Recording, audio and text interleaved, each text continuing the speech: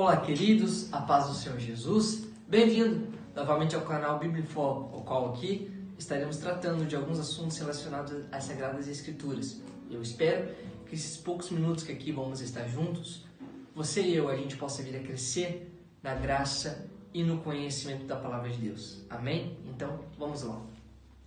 No vídeo passado, a gente estudou um pouquinho sobre a bibliologia e eu expliquei aqui algumas repartições que há no Antigo e no Novo Testamento. Eu acabei aqui mencionando acerca dos evangelhos sinóticos, que vamos estudar aqui nesse vídeo. Amém? Para a gente poder compreender melhor o sentido de sinótico, sinótico quer dizer comparações. E os livros que são considerados sinóticos são os livros de Mateus, Marcos e Lucas. Somente o Evangelho de João que não vai ser considerado um texto sinótico, devido a algumas características que há no livro de João e não há nem em Mateus, Marcos e Lucas. Bom, como você já pôde entender aqui que a palavra sinótico quer dizer comparações, então a gente vai ver algumas comparações destes três evangelhos, de Mateus, Marcos e também Lucas. De tantas comparações que a gente pode fazer colocando um texto do lado do outro, ou seja, colocar Mateus do lado de Marcos e Marcos ao lado de Lucas, a gente vai ver algumas comparações aqui que há entre esses três. Se você parar para olhar na Bíblia, em Mateus, capítulo de número 27, a partir do versículo 11, a gente tem o primeiro episódio de quando Jesus ele vai estar perante a Pilatos. Até no capítulo de número 28, você vai ver a ressurreição de Cristo ao terceiro dia. Já no Evangelho de Marcos, a gente vai ver praticamente a mesma coisa. Só que no capítulo 15 de Marcos, Jesus ele também vai estar perante a Pilatos. No capítulo de número 15 ainda, a partir do versículo de número 21, você vai ver ali a crucificação de Jesus. E a partir do capítulo de número 16, você vai ver a ressurreição de Cristo. Também no Evangelho de Lucas, que é qual aqui eu citei. No Evangelho de Lucas, a gente vai ver algo aqui muito interessante, que também vai ser de quando Jesus ele vai estar em frente a Pilatos. No capítulo de número 23, no capítulo de número 23 e no versículo de número 33, você vai ver a crucificação de Cristo. No versículo de número 49, você vai ver a sepultura de Jesus, ou seja, onde Jesus ele é sepultado. E no capítulo de número 24, você vai ver a ressurreição de Cristo. E eu acho muito interessante que o Evangelho de João, ele também vai ter essas comparações. Ou seja, no Evangelho de Mateus, Jesus ele vai estar frente a Pilatos, ele vai ser morto, crucificado e ao terceiro dia ele vai ressuscitar. No Evangelho de Mateus, Marcos e também Lucas vão acontecer isso. Porém, no Evangelho de João, também Jesus vai acontecer esses mesmos fatos. Jesus vai estar de frente com Pilatos, Jesus vai ser crucificado, Jesus ele também vai ter a sua ressurreição no seu capítulo de número 20. Mas o porquê então que no Evangelho de João ele não é considerado o Evangelho sinótico? Que acontecimentos que fazem com que o Evangelho de João ele não se torne um texto sinótico? Acabamos de ver aqui algumas das comparações. Porém, investigando melhor a Bíblia, a gente vai ver que cerca de 90% do Evangelho de João ele não vai ser considerado por alguns fatores que veremos agora.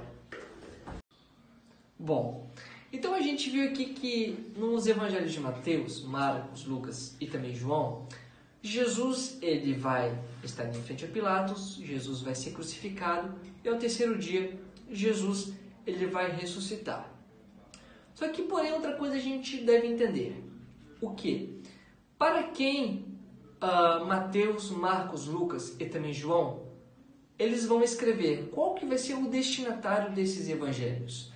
Você vai ver que, lendo o livro de Mateus, você vai ver que no Evangelho de Mateus ele vai escrever para os judeus e logo para comprovar que Jesus ele é o rei dos judeus.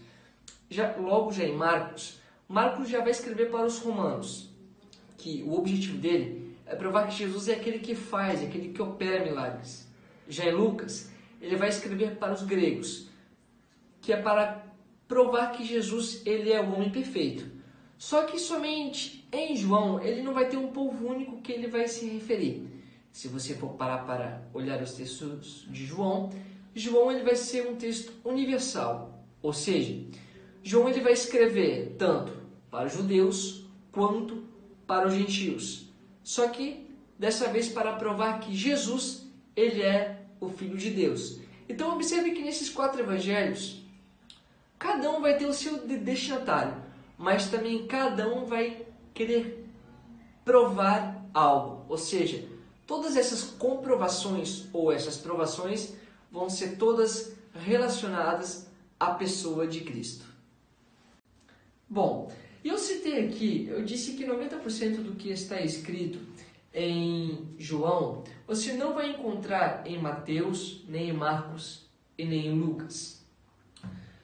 Se você parar para analisar o capítulo 1 até o capítulo 11 do Evangelho de João, você vai ver que ali há os registros dos milagres de Jesus. Já no capítulo 12 ao capítulo de número 21, você vai ver os registros dos ensinos de Jesus aos discípulos. Esses registros do capítulo 11, do capítulo 1 ao capítulo 11 e também do capítulo 12 ao capítulo de número 21, você não vai ver esses textos nos evangelhos de Mateus, Marcos e também em Lucas. Então, 90% do que está escrito em João não está escrito em Mateus, Marcos e Lucas. Bom, então eu disse aqui que no capítulo 1 até o capítulo 11 você vai ver os milagres de Jesus. No capítulo 12 ao capítulo de número 21 você vai ver os registros dos ensinamentos de Jesus. E o mais interessante é que aqui vão ter vários textos no Evangelho de João que não vão estar nem em Mateus, nem em Marcos e nem em Lucas. Quais são esses textos que vão estar em João e não vão estar nesses outros 3 evangelhos? Você vai ver que no capítulo 1 vai falar do verbo que se fez carne. No capítulo 2 vai estar o milagre da transformação da água em vinho que Jesus faz lá em Caná da Galileia. Já no capítulo 3 você vai ver a conversa de Jesus com Nicodemos. Já no capítulo 4 você vai ver a conversa de Jesus com a mulher samaritana. No capítulo de número 5, você vai ver a cura do paralítico do tanque de Betesda. Só que não para por aí.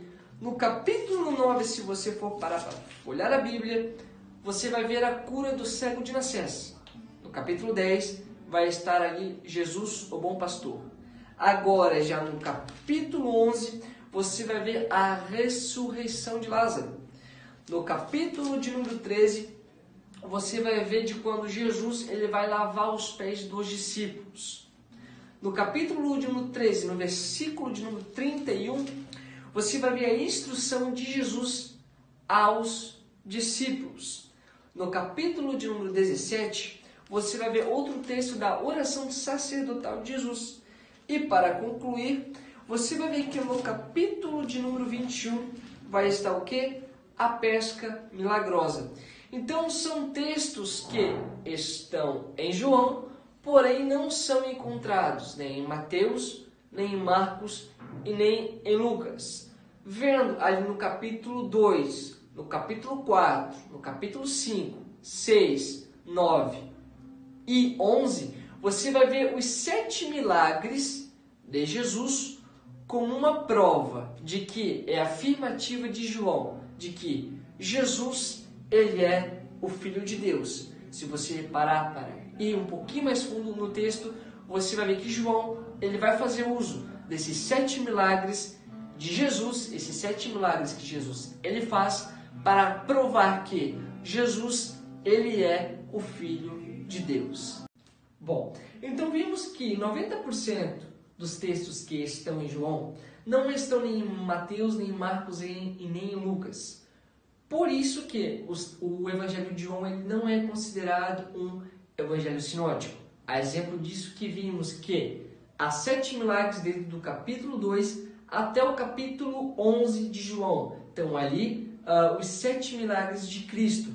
E também desde o capítulo 1, onde diz que o Verbo se fez carne, até o capítulo de número 21, onde conta-se da pesca milagrosa, você vai ver que nenhum desses textos vão estar nem em Mateus, nem em Marcos e nem em Lucas. O que faz somente de Mateus, Marcos e Lucas evangelhos sinóticos, não incluindo o Evangelho de João.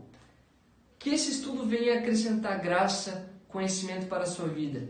Tomara que um pouco do que a gente estudou aqui junto, esses poucos minutos, você possa ter compreendido algo, você possa ter aprimorado o seu conhecimento, tá bom? Eu já quero vir aqui pedir para você, ao assistir esse vídeo, deixa o seu like ali no nosso canal, nos abençoe, comente se você ficou com alguma dúvida em algo e já aproveita e já compartilhe com seus amigos, em grupo de Facebook, em grupo de WhatsApp, para que esse canal venha crescer com graça e conhecimento de Deus, para que possamos passar o maior conhecimento da Bíblia para a sua vida. Amém? Que Deus venha te abençoar.